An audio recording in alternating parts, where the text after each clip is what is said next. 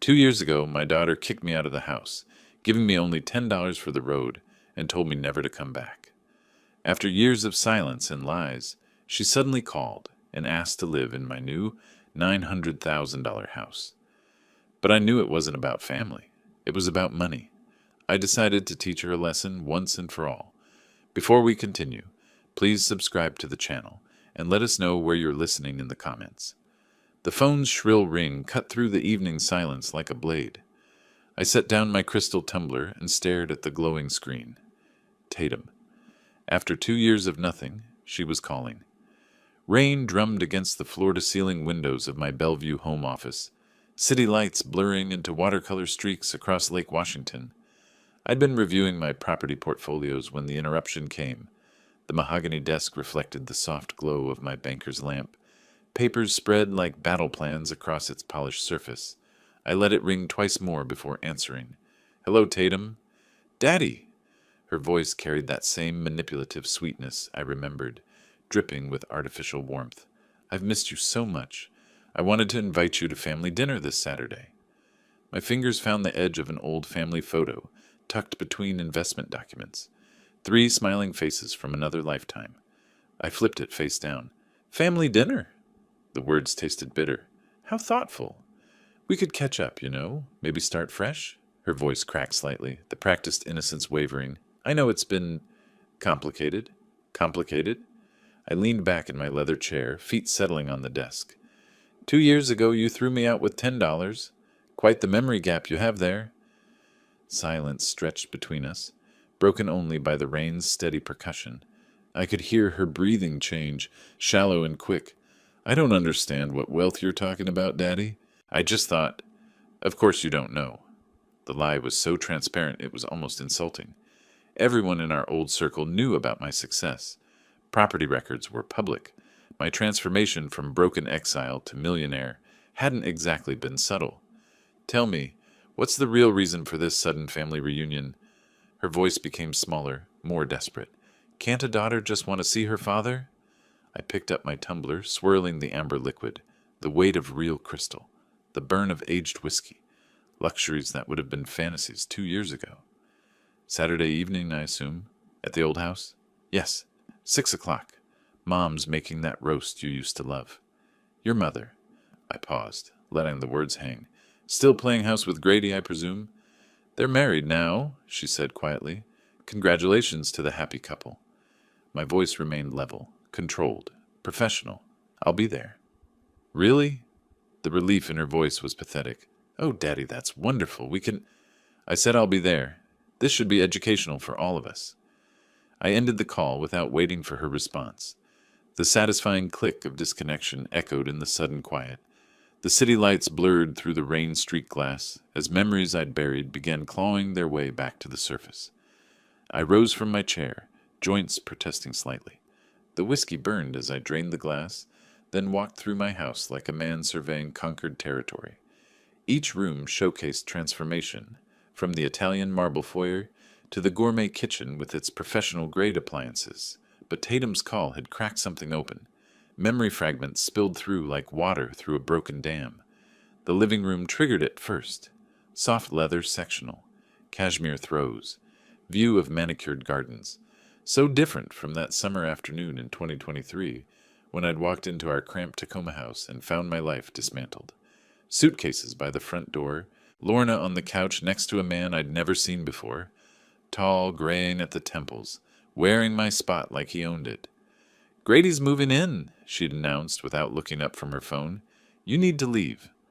No preamble, no explanation. 28 years of marriage ended with the casual tone she'd used to dismiss a telemarketer. I moved through my current kitchen, fingers trailing across granite countertops. The contrast was stark, then versus now. That day, dirty dishes had filled our old sink. Today, my kitchen was pristine, magazine-worthy. Tatum had emerged from her bedroom, overnight bag slung over her shoulder like she was heading to college. But her eyes held something I'd never seen before. Cold calculation. "You're a failure, Dad," she'd said, voice steady as a judge pronouncing sentence. "Mom's right. You don't belong here anymore." The $10 bill she'd pressed into my palm was still crisp. probably fresh from an ATM. For gas, she'd explained, as if the gesture was generosity rather than insult.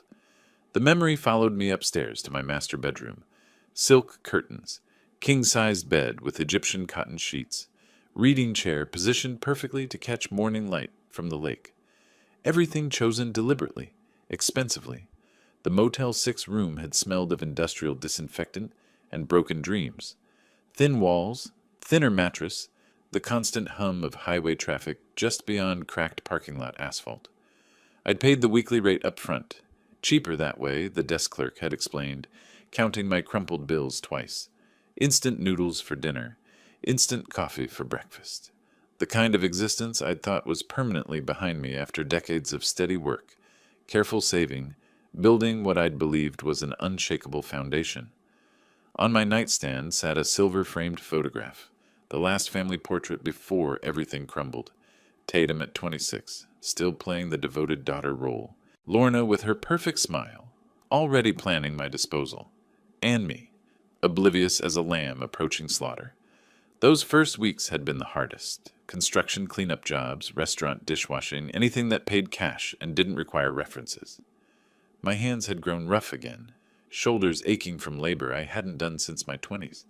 But somewhere in that industrial-scented room, between the shame and the anger, something else had taken root. Determination.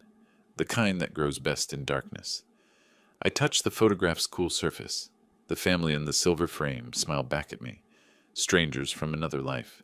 Tomorrow would remind him exactly how far he'd traveled from that broken man with $10. Morning light streamed through my bedroom windows, turning Lake Washington into molten gold. 6:30 a.m., and I was already awake. Old habits from construction days, though now I woke to Italian espresso instead of instant coffee desperation. The kitchen welcomed me with the soft hum of expensive appliances. I ground fresh beans, the rich aroma filling the space like incense in a cathedral of my own making. While the machine worked its magic, I unfolded the Wall Street Journal and reviewed overnight market movements.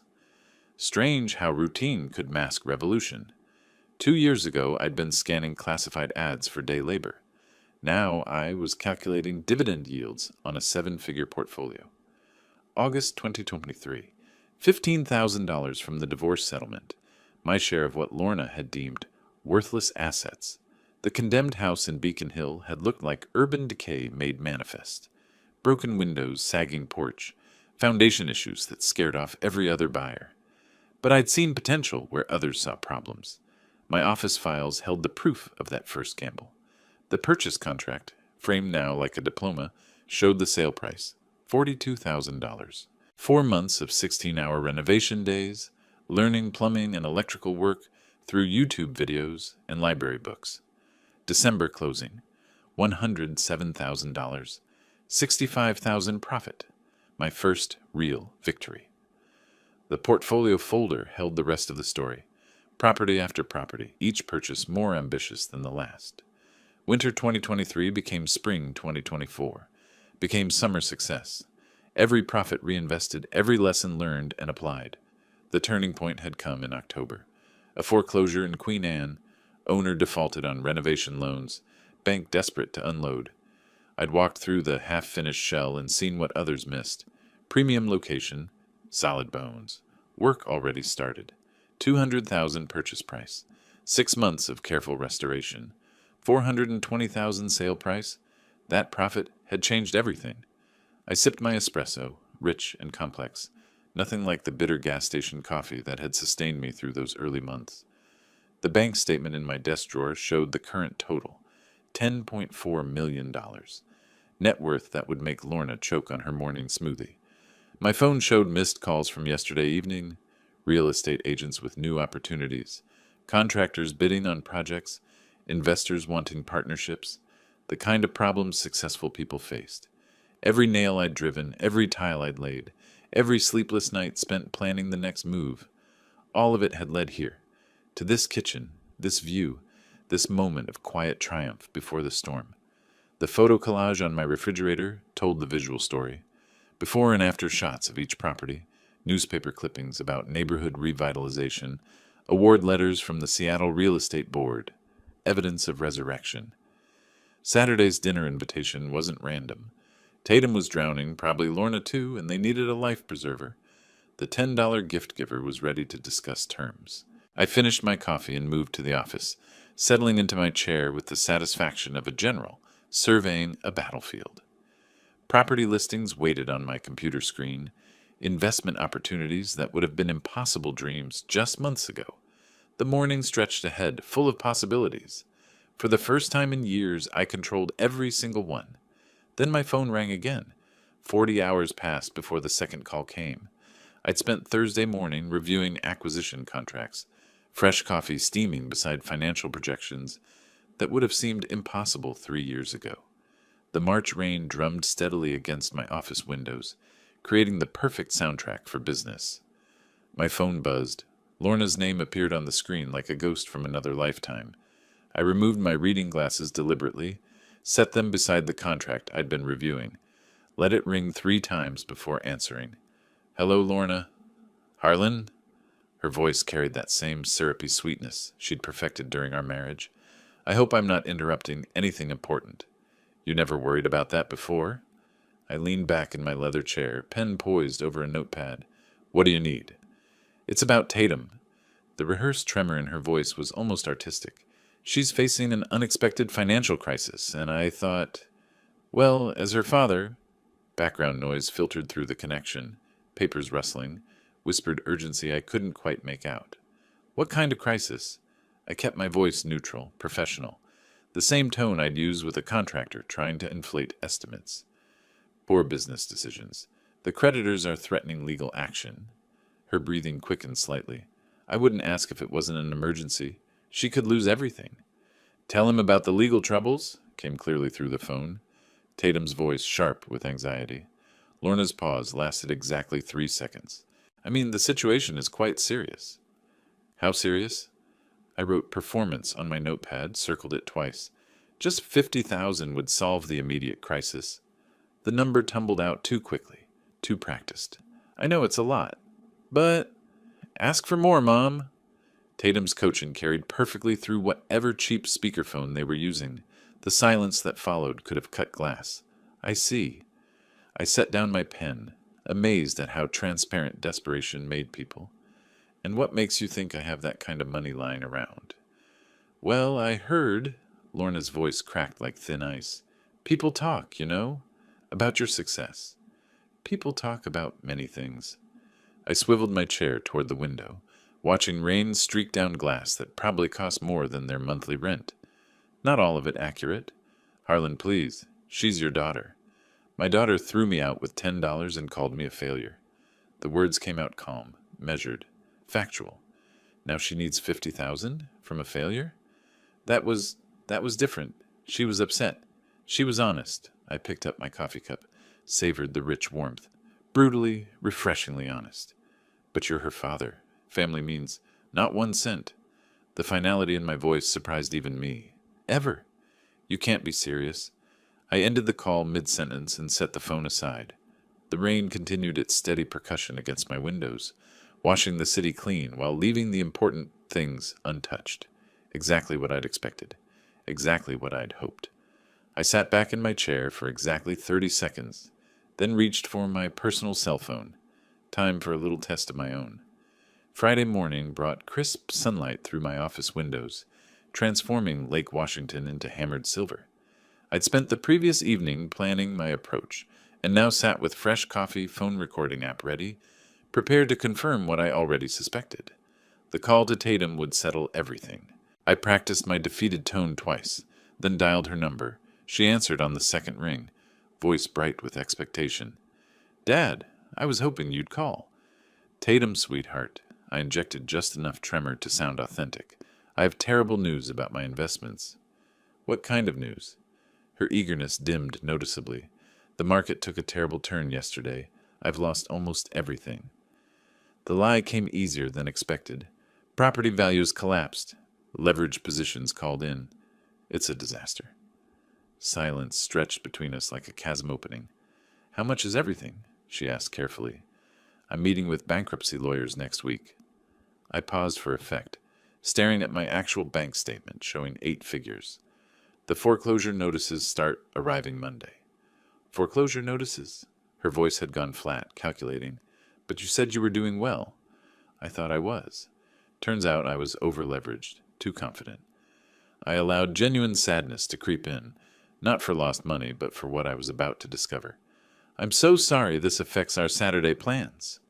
The pause that followed lasted exactly 12 seconds. I counted. What does this mean exactly? Tatum's tone had shifted completely. No sympathy, no comfort. Pure arithmetic. How much is left? Maybe enough for a small apartment, if I'm lucky. I closed my eyes, bracing for impact. I know this changes everything for you. What? Seriously? The mask slipped entirely now. Then don't come to dinner Saturday. No hesitation. No, we'll figure it out together, or money doesn't matter. Just cold dismissal, swift as a blade between ribs. I understand completely. My voice stayed steady through sheer force of will. This changes everything for you. I mean, what's the point if you can't? She caught herself, but too late. I'm sorry, Dad, but this is really complicated timing. Thank you for being so direct about your feelings. It's not about feelings, it's about... Goodbye, Tatum. I ended the call and sat motionless for a full minute, staring at the phone. 28 years of fatherhood reduced to a transaction, and when the money disappeared, so did the daughter. The recording had captured everything. Her voice, her priorities, her complete lack of concern for my supposed devastation. Perfect evidence of what I'd already known but needed confirmed. I saved the file with today's date and opened my laptop. Time to learn exactly what my family had been hiding from me. The weekend disappeared into research and planning. By Monday morning, I'd compiled enough surface information to know I needed professional help. Tatum's failed business ventures showed dozens of customer complaints across multiple platforms. Lorna's Instagram medical fundraising looked increasingly suspicious under scrutiny. Marcus Reed's downtown office occupied the 15th floor of a glass tower overlooking Elliott Bay. Former FBI, according to his credentials, now specializing in financial fraud investigations. Exactly what I needed. Mr. Voss. Reed was younger than expected, mid-40s with sharp eyes and a firm handshake. You mentioned needing background verification on 2 individuals. I settled into the client chair, noting the diplomas and commendations covering his walls. Professional competence radiated from every surface. My daughter and ex-wife have approached me for significant financial assistance. I kept my tone businesslike, factual. I need complete background checks before making any decisions. Standard due diligence. Reed opened a fresh file folder. What specific areas concern you? Any legal vulnerabilities, fraudulent activities, or misrepresented circumstances? I slid across the basic information sheets I'd prepared. Discretion is essential. They cannot know about this investigation. Reed reviewed the documents efficiently. 1 week for comprehensive reports. My fee is $5,000, expenses included. Acceptable. I wrote the check immediately. How detailed will your findings be? Everything legally obtainable. Public records, court filings, business registrations, customer complaints, social media analysis. He tucked the check into the folder. If there's deception involved, I'll find it. Wednesday brought the preliminary report. Reed's voice carried no judgment, just facts delivered with professional precision. Your daughter operated an online store called Lux Living Essentials from January through October 2024. He slid documentation across his desk. She collected approximately $150,000 from customers and delivered virtually nothing. The evidence was damning. Screenshots of fake product listings, customer complaint compilations, payment records showing money collected but no fulfillment. Tatum had run a systematic fraud operation. Multiple customers are considering legal action, Reed continued, but they lack organization. No formal charges filed yet. What about my ex-wife? More interesting. Reed opened a second folder. She's raised significant money through Instagram medical fundraising, claiming various illnesses. Medical records show no serious health issues whatsoever. Friday's final meeting completed the picture. Reed's comprehensive dossier revealed the full scope of their deceptions. Tax implications for unreported income, potential criminal charges for fraud, a web of lies that went deeper than I'd imagined. Your ex-wife's unreported donation income could trigger federal tax investigations, Reed explained. Your daughter faces potential felony charges if customers organize properly. I studied the thick folders, amazed at how thoroughly they'd constructed their house of cards. Both women living on borrowed time, borrowed money, borrowed credibility. Excellent work. I stood to leave. Folders tucked securely under my arm. Send your final invoice to my business address. The drive home took exactly 23 minutes. Time enough to process what I'd learned, to appreciate the scope of possibilities now available. They'd handed me every weapon I needed for perfect, legal revenge. Back in my office, I spread the evidence across my mahogany desk like battle plans.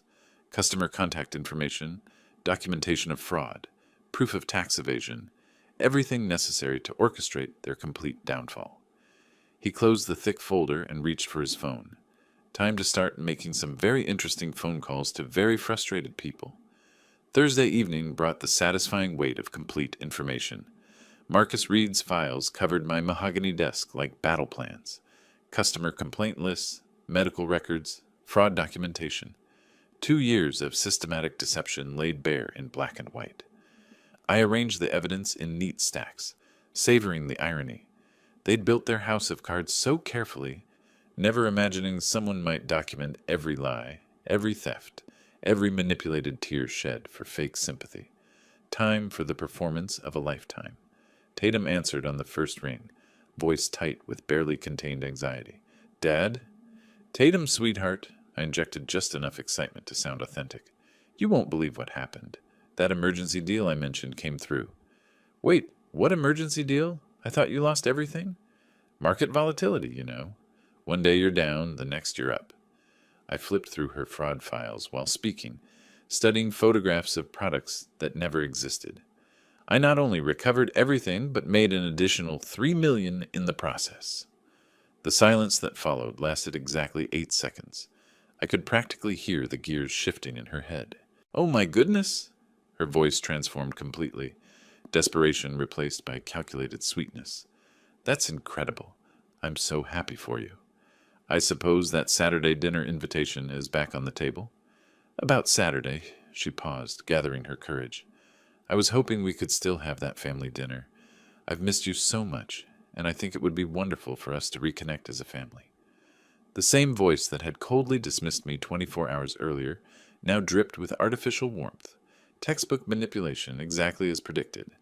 Of course, sweetheart. Family comes first. I turned to Lorna's medical records, noting the complete absence of any serious illness. Though I have to ask, how are you doing financially? You seemed concerned about something earlier. Well, she drew out the word, preparing her pitch. I hate to even mention this, but I've been having some business difficulties. Nothing serious, just cash flow problems.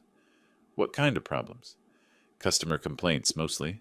Some people are claiming they never received their orders, but I'm sure it's just shipping delays. The lie came so naturally, I almost admired the skill. If you could spare just $200,000, it would solve everything. Give me time to sort out these misunderstandings. $200,000. Quite specific for someone with mere cash flow problems. That's a considerable amount, I said thoughtfully. Let me think about how best to help my daughter. Really? You'd consider it? The relief in her voice was palpable. Dad, you have no idea how much this means to me. We'll discuss it properly on Saturday. I'll need to move some funds around, but family is family. Thank you. Thank you so much. I can't wait to see you.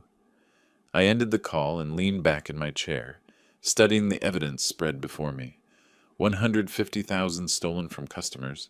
Dozens of people she'd cheated, ignored, dismissed as unimportant. Yet she'd asked me for 200,000 without hesitation. The daughter I'd raised had become a stranger capable of systematic fraud. The test call had confirmed my worst fears, while simultaneously providing perfect justification for what came next. He ended the call and reached for the business card Marcus Reed had included with the file. Time to introduce some very frustrated people to the concept of justice. Friday morning found me in Merritt Klein's downtown office, complete evidence files spread across his conference table like pieces of a complex puzzle. Rain streaked the windows 40 floors above Elliott Bay, creating the perfect backdrop for planning legal warfare. This is solid evidence, Harlan. Merritt reviewed the fraud documentation with professional detachment. She's clearly committed intentional fraud, not mere business incompetence. I'd known Merritt for 15 years. Poker nights, holiday parties, the kind of friendship that survives divorce and career changes. He understood both my legal needs and emotional investment in this case. How quickly can we move once the papers are served? The timing you're requesting is aggressive but entirely legal. He organized customer complaints into chronological order. Process server can be there at 7:30 tomorrow evening. That gives you time to arrive first. Perfect. I want her to understand that actions have consequences. Are you certain about this approach? Once we start, there's no going back. Merritt's concern was genuine, professional. Your daughter will face serious financial and possibly criminal consequences. She chose this path when she decided to steal from innocent people. The afternoon dissolved into systematic phone calls. Marcus Reed's contact list provided names, numbers, and loss amounts for 23 defrauded customers. Each conversation followed the same pattern: initial skepticism, growing excitement, eager participation in collective legal action. Ren Soto, a 34-year-old teacher from Tacoma, emerged as the natural spokesperson for the group. Her voice carried the controlled anger of someone who'd been professionally polite for too long. We've been trying to find her for months, she explained during our third conversation. $5,000 for a dining room set that never existed. I saved for 8 months for that furniture. You won't be alone anymore, I assured her. Professional legal representation, shared costs, maximum impact. You're serious about helping us? What's your connection to Tatum Voss? I'm a concerned citizen with access to her current location and substantial evidence of systematic fraud. By evening, Merritt's team had worked overtime preparing comprehensive lawsuit documentation. The conference room buzzed with focused energy, paralegals organizing evidence, associates researching precedents, everyone understanding the importance of perfect legal execution. Process server confirmed for tomorrow evening, Merritt announced, reviewing the final timeline. Private residence, multiple witnesses present. This will be memorable. Saturday morning brought final coordination calls. David Chen, our process server, had 20 years' experience with difficult situations. His calm professionalism promised flawless execution. Family dinner setting means emotional witnesses, he explained. Perfect for psychological impact, assuming that's your goal. Psychological impact is exactly the goal. Service will be thorough, professional, and completely legal. She'll have no grounds for procedural appeals. The legal machinery was in motion. 23 victims would finally see justice, backed by ironclad evidence and proper representation. Tatum's house of cards would collapse in front of the family that had enabled her fraud through willful ignorance. I reviewed the coordinated attack timeline one final time. Legal papers for Tatum at 7:30. Maximum family impact. No escape routes. No legal technicalities. No mercy for systematic theft disguised as business failure. He left Merritt's office with legal justice in motion and reached for his phone again. Time to ensure Lorna faced her own reckoning through different channels. Saturday afternoon demanded precision timing. The legal assault on Tatum was locked and loaded, but Lorna required a different approach. Medical fraud deserved public exposure. Tax evasion warranted federal investigation. I arranged to meet Jessica Chen at a neutral downtown coffee shop. The Seattle Tribune's investigative reporter specialized in social media fraud, perfect credentials for dismantling Instagram influencer scams. I have documented evidence of systematic fraud by a major Seattle area Instagram influencer, I began, sliding the manila envelope across the small table. Jessica's professional skepticism was immediate. Anonymous sources require exceptional verification. What kind of fraud? She's collected over $200,000 in donations for a fake medical condition. I watched her expression shift from doubt to sharp interest. The medical records prove she's never had the illness she's been claiming. She opened the envelope carefully, scanning Marcus Reed's documentation with practiced efficiency. Medical records, Instagram analytics, income estimates, everything needed for a devastating expose. These are serious allegations requiring substantial fact-checking. Her voice carried the controlled excitement of a journalist sensing major story potential. Instagram influencer fraud is becoming epidemic, but this level of medical deception is particularly egregious. This isn't revenge journalism, I assured her. This is public service, protecting future victims from sophisticated medical manipulation. If this checks out, we can publish online within hours. The tax implications alone will trigger federal investigation. While Jessica began her verification process, I contacted the IRS tip line. David Park, a Seattle office tax fraud investigator, specialized in social media, income tax evasion cases. I'm reporting systematic tax evasion by an individual with substantial, unreported social media income, I explained, providing Lorna's details and evidence summary. What's your relationship to the subject? How did you obtain this information? I'm a concerned citizen with access to publicly available information and legitimate financial records obtained through legal investigation. We'll need documented evidence of income sources and tax filing discrepancies. Can you provide specific dollar amounts and time periods? Complete documentation is being transmitted to your office today. Estimated unreported income exceeds $200,000 over 18 months. The coordination was flawless. Jessica would publish her expose online at 8 o'clock, precisely during our family dinner. The IRS investigation would begin Monday morning with formal audit proceedings. Lorna's reputation would crumble while she sat at her own dinner table, probably checking Instagram for validation she'd never receive again. Instagram will likely shut down her account once this goes viral, Jessica noted during our final coordination call. That's actually perfect timing. Maximum impact, minimum recovery time. The tax investigation will take months, but the reputation damage is immediate and permanent. Justice comes in many forms. Sometimes social consequences are more effective than legal ones. By 5:30, both attacks were coordinated and ready. Legal papers for Tatum at 7:30. Media destruction for Lorna at 8 o'clock. A perfect storm of consequences for 2 years of systematic deception and family betrayal. I closed my laptop and checked my watch. In 2 hours, justice would finally be served alongside dinner. The 45-minute drive to Tacoma gave me time to savor the approaching moment. March evening traffic flowed smoothly, as if the universe itself was coordinating my arrival. I pulled into the familiar driveway at exactly 7 o'clock, punctuality being crucial for what came next. The house looked smaller than I remembered. Warm light spilled from the dining room windows, creating an illusion of domestic tranquility that would soon shatter like cheap glass. I carried an elegant gift box, empty, but perfectly wrapped for psychological effect. Every detail mattered in the performance I was about to deliver. "Harlan!" Lorna opened the door with theatrical enthusiasm, jewelry glinting from recent donation purchases. "You look wonderful. Success really suits you." "It's good to be back in this house," I replied, stepping into the foyer where I'd once been handed $10 and my walking papers. "Brings back so many memories." The dining room table was set for 4, candles flickering over Lorna's best china. Tatum emerged from the kitchen, nervously smoothing her dress, clearly chosen to project success she didn't possess. "Dad," her embrace felt calculated, practiced. "I'm so glad you could make it despite everything that happened recently." "Water under the bridge, sweetheart." I placed the gift box prominently on the side table. "I brought a special surprise for everyone, but good things come to those who wait."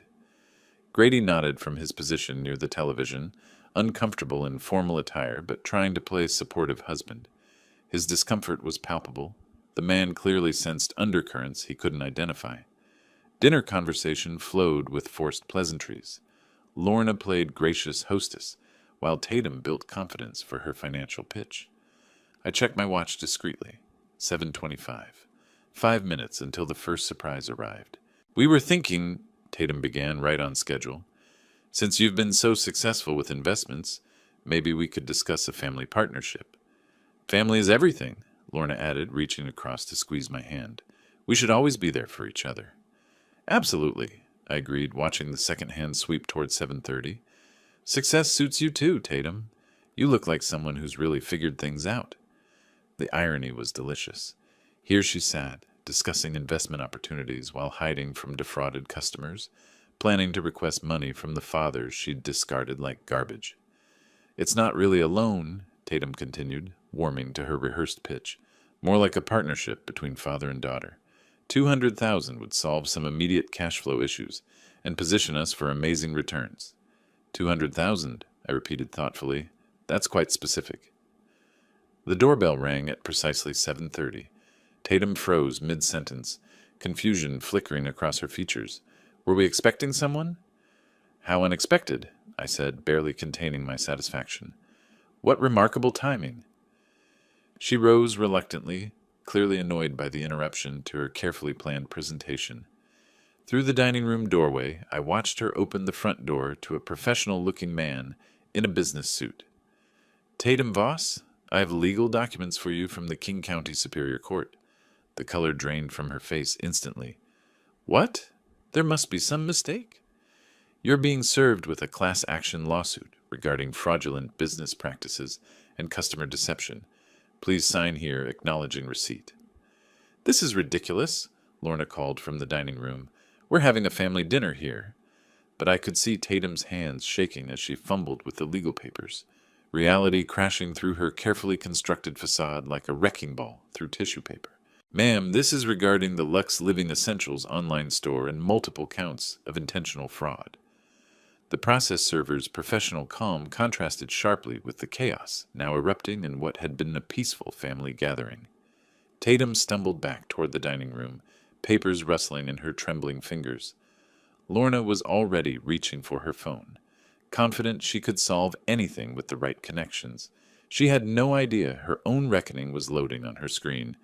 With your resources, Harlan, we can hire the best lawyers in Seattle. Lorna's voice carried the confident authority of someone accustomed to manipulating her way out of problems. This is just a misunderstanding that money can solve. I remained seated, watching the scene unfold with the satisfaction of a conductor directing a symphony. Tatum clutched the legal documents, her face pale as she began comprehending the scope of her troubles. I know an attorney through Instagram who specializes in these situations, Lorna continued, already scrolling through her phone contacts. A few strategic calls will clear everything up. How many customers are listed here? Tatum's voice cracked as she scanned the lawsuit details. $150,000? I don't have that kind of money. We stick together as family, Lorna declared, still confident in her ability to orchestrate solutions. That's what families do. She opened Instagram to contact her legal connections, but her expression shifted immediately from confidence to confusion. The screen was flooded with notifications, thousands of angry comments and messages appearing faster than she could process them. What? Why are there thousands of comments calling me a fraud? Her voice grew smaller with each word as she scrolled through the digital avalanche. Someone posted an article, Local Influencer's Fake Illness Exposed. I checked my watch, 8:05. Jessica Chen's article had published exactly on schedule. They have my medical records? Lorna's panic was building as she read her phone screen. How is that possible? These people are saying I stole money from cancer patients. Grady moved closer, reading over her shoulder. Lorna, what illness? What are these people talking about? It's lies, all lies. But her voice lacked conviction as she frantically tried to delete comments that appeared faster than she could remove them. Harlan, you have to help us. Use your money to make this go away.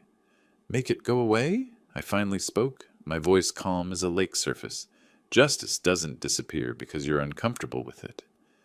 Tatum looked up from her legal papers, finally grasping the coordination. Dad, did you know about this? I find it fascinating how quickly family loyalty appears when legal consequences arrive. I stood slowly, straightening my jacket. The timing is remarkable, isn't it? First your legal troubles, now this article about your mother's medical fraud. Medical fraud? Grady's voice carried genuine shock as pieces fell into place. Lorna, you've been lying about being sick. Her Instagram account was imploding in real time. Screenshots of the Seattle Tribune article spread across multiple platforms, amplifying the scandal exponentially. Comments ranged from disappointed followers demanding refunds to angry donors threatening legal action. This is coordinated, Lorna whispered, the full scope of her destruction becoming clear. Someone planned this. I already gave you both my surprise, I said, moving toward the door as chaos reached its crescendo. It's called accountability. You can't just leave us like this. Tatum's desperation was complete now. Both women realizing their last hope for salvation was walking away. We're family. I paused at the threshold, savoring the moment I'd waited 2 years to deliver.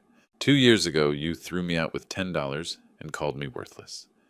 My voice carried the weight of every humiliation, every sleepless night in that industrial motel, every moment of grinding poverty they'd dismissed. Tonight, you learned what that was really worth. The door closed behind me with the finality of justice served cold and complete. Through the window, I could see both women staring at their phones, watching their carefully constructed lives collapse in real time, while Grady backed away from the wreckage of his marriage. 4 months later, I stood on a Hawaiian beach, watching the sun dissolve into the Pacific Ocean. The warm sand beneath my feet felt like the opposite of everything that industrial motel had represented. Poverty, humiliation, desperation replaced by choice, abundance, and peace. Merritt had called that morning with the final legal updates. His voice carried satisfaction when he delivered the court's decision. Tatum received the maximum civil judgment, he'd reported. $153,000 in restitution plus court costs. The judge was particularly harsh about the systematic nature of her fraud.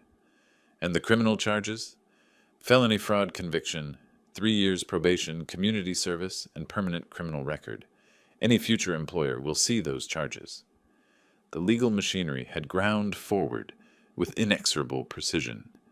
23 victims received full compensation while Tatum faced a decade of minimum wage jobs and garnished paychecks. Justice delivered through proper channels, exactly as I'd planned. Lorna's destruction had been equally thorough, but more public. Jessica Chen's article triggered an avalanche of investigative journalism. Every donation, every fake medical claim, every tax discrepancy exposed for public consumption. Her Instagram account was permanently banned, her influencer career obliterated overnight. The IRS audit revealed $200,000 in unreported income. Penalties and back taxes consumed every asset she'd accumulated through deception. She now worked commercial cleaning jobs while living in a studio apartment, her glamorous lifestyle replaced by harsh economic reality. Grady had filed for divorce in May, protecting his business assets, while distancing himself from his wife's criminal behavior. Even passive enablers faced consequences when fraud reached sufficient scale. My phone buzzed with a real estate alert. Another property opportunity in downtown Seattle, another chance to build legitimate wealth through actual skill rather than manipulation. I'd expanded my portfolio systematically, each success built on honest evaluation and hard work. "You seem so peaceful here," said Rebecca, the attorney I'd met during my Yellowstone trip last month. She was intelligent, successful, honest, everything my previous family relationships had lacked, like you've let go of something heavy. "I learned that some people earn their place in your life," I replied, watching waves erase footprints in the sand. "Others simply occupy space until you realize their true value." 3 years ago, I'd measured my worth by their approval. Now I understood that real value came from character, integrity, and the courage to demand justice when betrayed. The $10 they'd handed me wasn't an insult. It was accurate assessment of what they thought family loyalty was worth. But they'd miscalculated everything else. The vacation rental behind us represented choice rather than necessity. The investment portfolio generated passive income that would compound for decades. The relationships I'd built were based on mutual respect rather than manipulation or need. Sometimes I wondered if Tatum had learned anything from her consequences. Court-ordered community service at a homeless shelter might teach her what real hardship looked like. Perhaps watching actual struggling families would provide perspective on the customers she'd defrauded. Lorna would probably never change. Narcissists rarely developed insight from consequences, but at least her ability to harm others was permanently diminished. Public exposure had destroyed her platform and credibility. The sun disappeared into the horizon, painting the sky in shades of gold and crimson. Tomorrow I'd fly home to Seattle, where new opportunities waited alongside the satisfaction of justice, achieved through patience and proper channels. 2 years ago, they'd left me with $10 and called me worthless. Today, I understood my true value had nothing to do with their opinions, and everything to do with my character. If you liked this story, please like this video, subscribe to the channel, and share your impressions of this story in the comments. To listen to the next story, click on the box on the left. Thank you for watching.